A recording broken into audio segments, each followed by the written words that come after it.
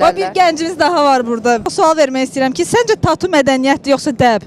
Məncə dəbidir, çünki mənim dostlarım da var tatulu, zövq məsələsidir, onlar da elədir, amma bir müddətdən sonra sıxılan da olur, amma belə əldə davam sildirən olub məsələn, bir ay elədi, sonra gördü, istədiyi Hardan kimi gələn olmadı. dəbdir, yaxşı dəbdir, pis dəbdir, Gənclər bizə arasında yayılıb da. münasib deyil. Gənclər arasında yayılıb da, indi məsələn, zövq məsələsidir. Biz ona qarşı çıxı niyə yayılır?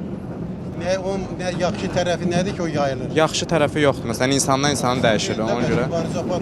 Mən istəyirəm ki, mənim millətim elmi, sənəti, mədəniyyəti olsun, yüksək intellektual səviyyəsi olsun, dünyaya öz gözümüzlə baxsın, kiminsə təsirinə düşüb baxmasın və bunu dünyaya dərs olacaq, bəs olacaq qədər bizdə əxlaq var, mənəviyyat var, dəyər var və mədəniyyət var.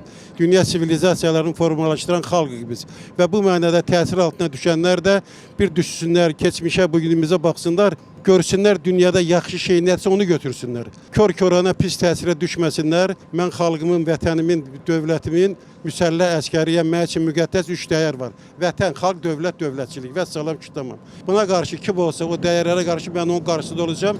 Amma mən sizə bir söz deyim ki, dədə-babadan, yəni qədim dünya yaranandan, insanlar olandan həmişə yaşlı pokoleniya, gənc pokoleniyadan narazı qalıb.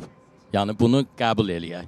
Həmişə ata oğuldan narazı qalıb, oğul öz oğlundan narazı. Yox, belədir. Ümumiyyətlə həyat belədir, yəni belə qurul. Ona görə də gəlin gənclərimizin, cavanlarımızın fikrinə də hörmətlə yanaşaq.